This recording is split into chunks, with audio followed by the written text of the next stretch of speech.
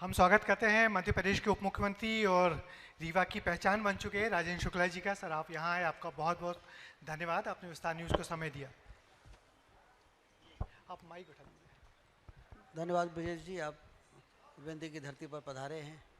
आप प्रदेश के जाने माने पत्रकार हैं और विस्तार न्यूज़ का ये जो कार्यक्रम आमतौर पर हम लोग राजधानियों में देखते हैं, आज रीवा में हो रहा है, इसके लिए आपका रीवा में स्वागत है। हम लोग जब भी रीवा में आने की सोचते हैं, ठीक 1 साल बाद आए हैं और हर बार बड़े रोमांचित होते हैं कि रीवा पहुंचेंगे तो इस बार फिर क्या कुछ नया देखने को मिलेगा। तो वाकई हमको हर बार कुछ नया देखने को मिलता है। इस बार इतना सुंदर ऑडिटोरियम हमने पहली बार देखा और पहली बार इतने अच्छे हॉल में हम लोग कर रहे हैं और लगता है कि हम किसी बहुत बड़े शहर के बहुत सुंदर से ऑडिटोरियम में बैठ के अपना प्रोग्राम कर रहे हैं। तो ये लगातार जो रीवा में जो बदलाव हो रहे हैं, आगे बढ़ रहा है। और एयर कनेक्टिविटी की बात करें तो इस बार मुझे लगता है कि नई चीज़ वो है कि एयर कनेक्टिविटी बड़ी तेज़ी से बढ़ रही है रीवा की। तो इससे क्या कुछ नए रास्ते खुलेंगे रीवा के? कनेक्टिविटी से तो किसी भी क्षेत्र का विकास होता ही है और एयर कनेक्टिविटी होने के बाद वो फिर महानगरों की श्रेणी में भी आ जाता है। उससे टूरिज़्म बढ़ता है, उससे उद्योग बढ़ता है, उससे मेडिकल फैसिलिटीज़ को एक गति मिलती है। तो ये बात सही है कि 10 नवंबर से रीवा में एक सपना साकार हुआ जब ATR 72 रीवा से दिल्ली चलना शुरू हुआ। बहुत बड़ी बात है रीवा के लिए। एक छोटे और मुझे बताते हुए बड़ी खुशी है कि अभी तक 1000 यात्रियों ने, लगभग 850 यात्री रीवा से दिल्ली जा चुके हैं और इसी 850 ही दिल्ली से रीवा आ चुके हैं। मतलब बड़ा सक्सेसफुल चल रहा है। और 22 दिसंबर से 3-4 दिन बाद रीवा से इंदौर इंडिगो की ATR 72 फ़्लाइट शुरू हो रही है, जो कि निश्चित ही बहुत बहुत तारीफ की बात है कि इंडिगो की फ़्लाइट यहाँ से शुरू हो जाएगी और एक बड़ा प्लेन रीवा आएगा और वापस भी जाएगा। अभी तक जितने जहाँ जहाँ एयरपोर्ट्स खुले हैं मध्य प्रदेश में, दतिया में और कुछ और जगहों पे भी, छिंदवाड़ा में या कहीं, तो हमने देखा है कि एयरपोर्ट खुलते ज़रूर हैं, कुछ दिन फ़्लाइट चलती हैं मगर बंद हो जाती है क्योंकि लोड नहीं होता। उनका कहना है कि लोड नहीं होता मतलब पैसेंजर्स नहीं होते। मगर रीवा में ऐसी बात नहीं है, रीवा में लगातार लोग आ रहे हैं और जा रहे हैं। मुझसे भी लोग ऐसे ही कहते थे कि बताते थे कि एयरपोर्ट का भूमि पूजन हो गया 23 में, 24 में लोकार्पण हो गया। तो उसके बाद मैं जब बताता था कि एयरपोर्ट बन गया तो लोग कहते थे एयरपोर्ट बन गया लेकिन फ़्लाइट चलना बहुत मुश्किल है। लेकिन जब कोई मुझसे कह देता है कोई काम मुश्किल है तो फिर मैं उसको सफल करने में पूरी ताकत लगा देता हूँ। बहुत बढ़िया, और यही आपकी पहचान है और यही आपकी ताकत है। हमने अपने यहाँ के रिपोर्टर विवेक तिवारी से भी कहा था कि विवेक लगातार नज़र रखना, हो सकता है 1 हफ्ते बाद बंद हो जाए, हो सकता है 10 दिन बाद बंद हो जाए, सिर्फ एयरपोर्ट आएगा बिना प्लेन के। मगर रीवा के लोग सौभाग्यशाली हैं और आपका मार्गदर्शन है जो लगातार फ़्लाइट उड़ रही हैं।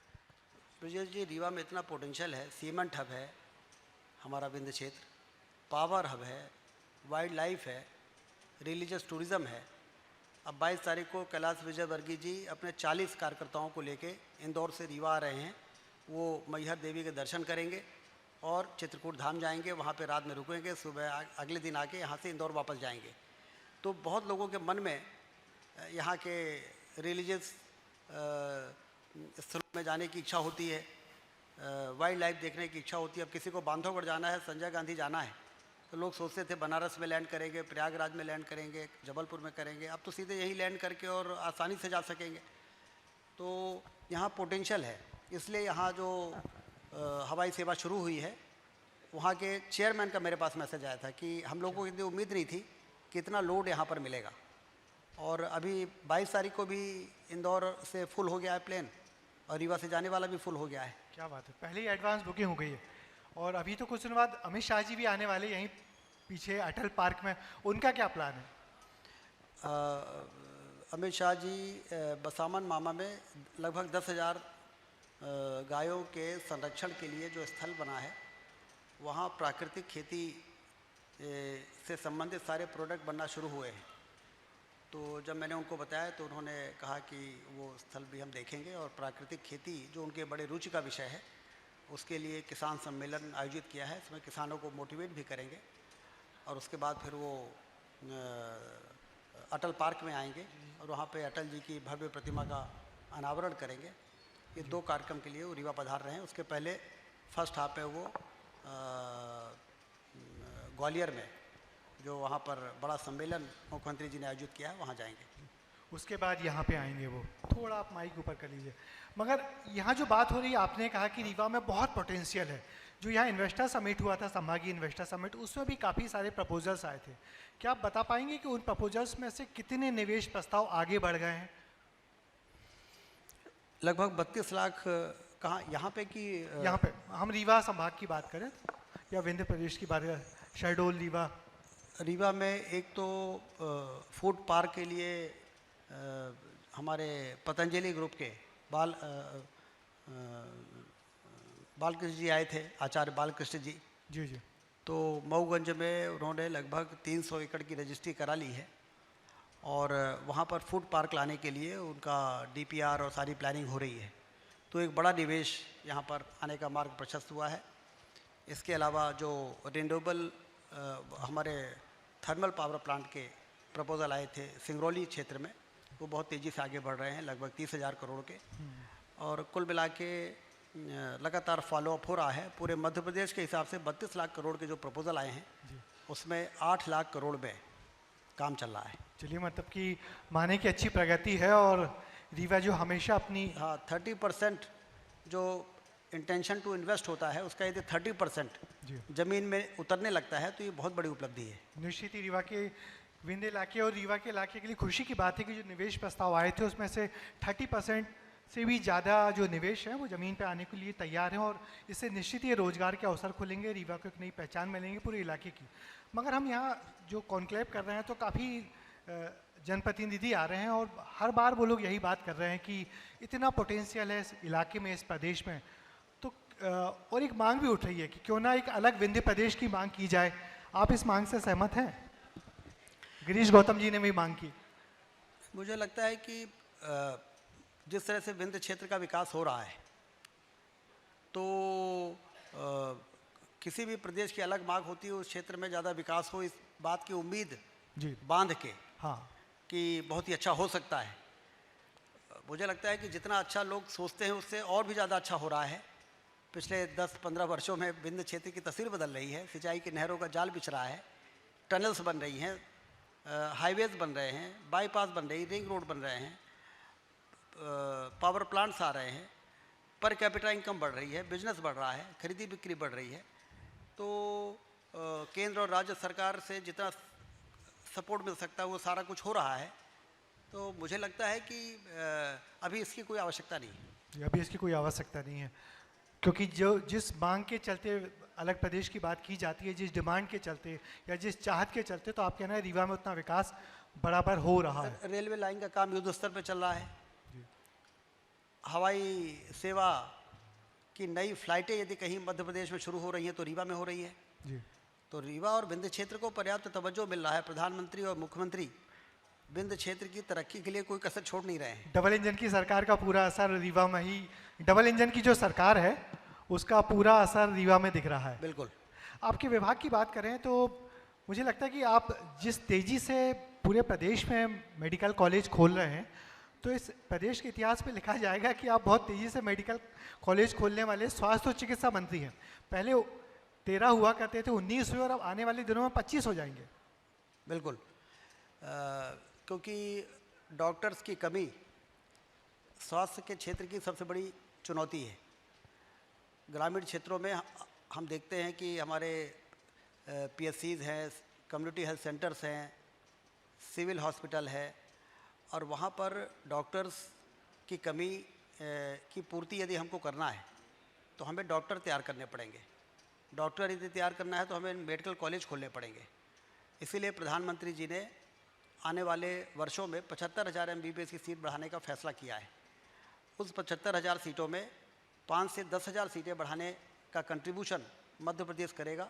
इसी मंशा के साथ लगातार मेडिकल कॉलेजेस हर लोकसभा में लगभग खुल गए हैं और हर ज़िले में एक एक मेडिकल कॉलेज हो, हमारे बच्चे वहाँ पर MBBS की पढ़ाई कर सके आसानी से। और रिमोट एरियाज़ में जो बच्चे अंग्रेज़ी के बाधा के कारण मेडिकल की पढ़ाई करने में संकोच करते हैं, तो मेडिकल की पढ़ाई हिंदी में हो, इस दिशा में भी जो हमारे गृह मंत्री अमित शाह जी ने पहल की थी, उसमें मध्य प्रदेश सबसे आगे है। मेडिकल कॉलेज की जितनी पुस्तकें हैं हर सेमेस्टर की, उसको हिंदी में बनाकर और सभी कॉलेजेस को प्रोवाइड कर दिया है। तो कुल मिला के हमारे यहाँ के ही बच्चे डॉक्टर बनेंगे तो हमारे यहाँ ही वो सेवा देंगे, और स्वास्थ्य के क्षेत्र में जो दूर दराज इलाके हैं वहाँ पर लोगों को बड़ी सुविधा मिलेगी। सामने काफ़ी बड़ी संख्या में स्टूडेंट्स बैठे हुए हैं, तो मैं उनको बता दूं कि यदि आपको मेडिकल की पढ़ाई यदि इंग्लिश से डर लगता है तो मध्य प्रदेश में वो पढ़ाई अब हिंदी में होती है, और मध्य प्रदेश देश का पहला राज्य है जहाँ पे मेडिकल की पढ़ाई की किताबें हिंदी में अनुवादित होकर आ गई हैं, और ये निश्चित ही बहुत बड़ी पहल है जिसको सभी जगह सराहा जाए। मगर हम यहाँ रीवा में बैठे हैं और पास में ही सतना है, और सतना में एक ऐसा कांड हुआ है जिसने सबको चौंका दिया कि 6 बच्चों को जो HIV इन्फेक्टेड हो गए थे। तो बहुत ही शर्मनाक घटना थी, और हम सब लोगों ने उसको बहुत खबरें भी चलाई और बहुत बुरा भी लगा कि कैसे एक लापरवाही के चलते इतना बड़ा कांड हो गया। लापरवाही की हम पता भी कर रहे हैं, कार्रवाई भी की है। थैलीसीमिया के जो बच्चे होते हैं ब्रजेश जी, उनको महीने में 2 से 3 बार ब्लड ट्रांसफ्यूजन करना पड़ता है, उनको खून चढ़ाना पड़ता है, और चूँकि महीने में 2 से 3 बार खून उनको चाहिए, तो सरकारी अस्पताल में भी वो जाते हैं, प्राइवेट में भी जाते हैं। यदि कहीं रिश्तेदारी में चले गए, जैसे उस दिन बताया कि एक बच्चा जबलपुर भी गया था, जबलपुर में भी ब्लड ट्रांसफ्यूजन हुआ है। तो आमतौर पे डोनर के हर प्रकार के सैंपल और HIV के सैंपल की टेस्टिंग ज़रूर होती है कि HIV है कि नहीं है, और तभी वो ब्लड बैंक में सैंपल जाता है। तो इतनी सावधानियां रखने के बाद भी किस प्रकार से ये घटना हुई है, क्योंकि एक बच्चे का तो ये मालूम पड़ा है कि उनके माता पिता को HIV है, एक बच्चे को, 6 में से एक बच्चे को। बाकी जो बच्चे हैं उनके सारे ट्रैक रिकॉर्ड पिछले 6 महीने के निकाले जा रहे हैं। हालांकि ये हमारे ही अमले ने पता किया था उन बच्चे का कि इसके अंदर HIV के आए हैं। ये 4 महीने पहले की बात है, और ICTC जो होता है, इंटीग्रेटेड काउंसिल, जो इस प्रकार के जांच करने के बाद वो सबसे पहले रिपोर्टिंग करते हैं, वो फिर भारत सरकार के जो कंट्रोल अथॉरिटी है वहाँ सूचित होता है, और वहाँ से क्या लाइन ऑफ ट्रीटमेंट होगा वो भी तय होता है। तो ये सारी प्रक्रियाएं तो चली रही थी, और कहाँ कहाँ उसकी पूरी ट्रैकिंग करके, और हमने कहा है कि इसको 1 हफ्ते के अंदर हमको रिपोर्ट प्रस्तुत करें कि किस किस लैब में इस बच्चे ने पिछले 6 महीने में कहाँ कहाँ पे ब्लड ट्रांसफ्यूजन हुआ है, जिससे कि उसको हम पकड़ सके। थैलीसीमिया के बच्चों का कायदे से देखा जाए तो बड़े ही वो बहुत ही मैंने दुखद गंभीर बीमारी है, और उसके साथ ही इस प्रकार की घटना हुई है, उसकी हम जांच करके और कड़ी से कड़ी कार्रवाई करें। आपने कुछ लोगों पे कार्रवाई भी की है शायद?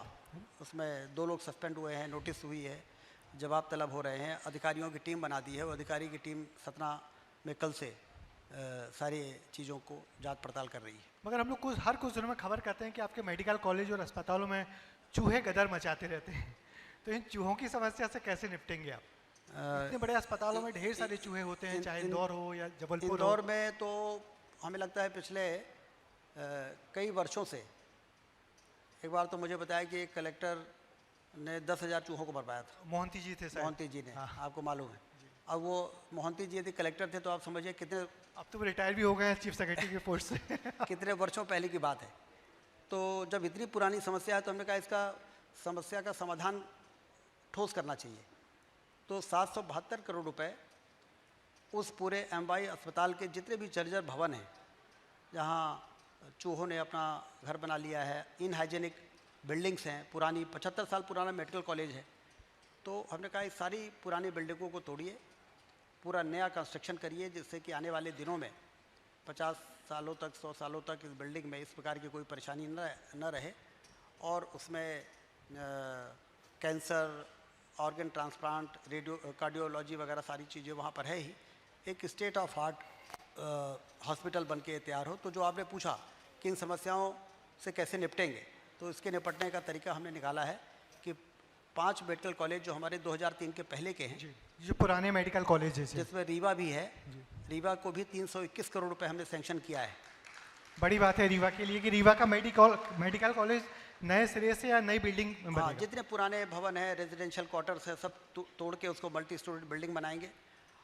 और कैंसर का एक 200 बेड का नया हॉस्पिटल बना रहे हैं, उसमें 100 करोड़ की मशीनें ला रहे हैं, जो टाटा कैंसर की थेरेपी कैन और लीनियर एक्सेलरेटर, ये सारी तीनों मशीनों को मिला ले तो 100 करोड़ की आती हैं। उन 100 करोड़ की मशीनों का ऑर्डर हो गया है और 200 बेड के कैंसर का अस्पताल बना रहे हैं, जिससे हमारे विंध्य क्षेत्र के लोग कैंसर के इलाज के लिए उनको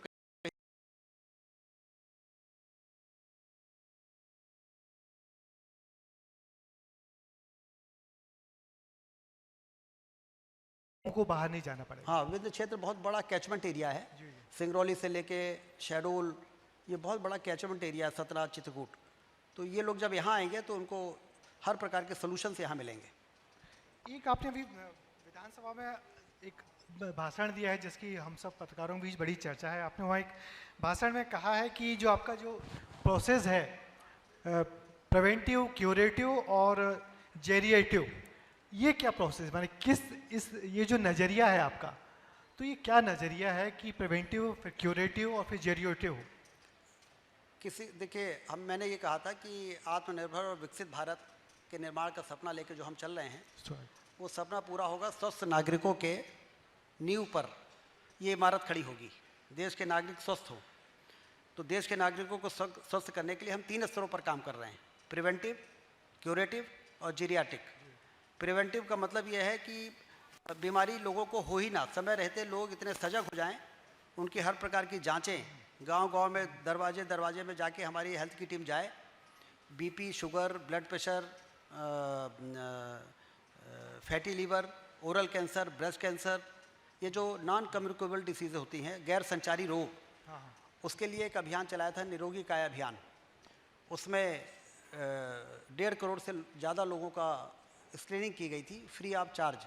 आमतौर पे जब कोई सक्षम आदमी किसी अस्पताल में जाता है और जांच कराता है तो 1000 रुपये लग जाते हैं इस प्रकार की जांचों को, जिसको मुफ्त में करने का फैसला मोदी जी ने और डॉक्टर मोहन यादव जी की सरकार ने किया, और उसके लिए एक अभियान चलाया, और इसको कहते हैं prevention. Prevention is better than cure. कोई बीमारी आए उसके पहले ही लोग समझ जाएं, यदि डायबिटीज़ है तो क्या सावधानी रखनी है, बीपी है तो कौन सी दवाई हमें लेनी है, पहले ही प्रिवेंट किया जाए। तो और दूसरा है क्यूरेटिव। क्यूरेटिव में यह है कि बीमार हो गए तो उनको इलाज करने के लिए ज़्यादा भटकना न पड़े। तो हमने टेलीमेडिसिन शुरू किया है सब हेल्थ सेंटर में, वहाँ भवन बना दिए हैं, वहाँ पर CHO है, वहाँ पर ANM है, वहाँ पर आशा कार्यकर्ता है, नर्सिंग ऑफिसर है, PSC बनाए हैं, वहाँ पर मेडिकल ऑफिसर। अभी डॉक्टरों की भर्ती चल रही है, लेकिन बॉन्ड डॉक्टर हमने वहाँ पहुँचा दिए। कम्युनिटी हेल्थ सेंटर में भी इसी प्रकार की सुविधाएं, और टेलीमेडिसिन से जोड़ दिया जिला अस्पताल और मेडिकल कॉलेज से, कि यदि कोई PSC में जाए और सक्षम डॉक्टर नहीं भी है तो वो सब जिला अस्पताल के विशेषज्ञ से बात करा दे, वीडियो कॉलिंग करा दे, और तो वीडियो कॉलिंग होने लगी है अस्पतालों में? होने लगी है। टेलीमेडिसिन से OPD की मॉनिटरिंग हम कर रहे हैं।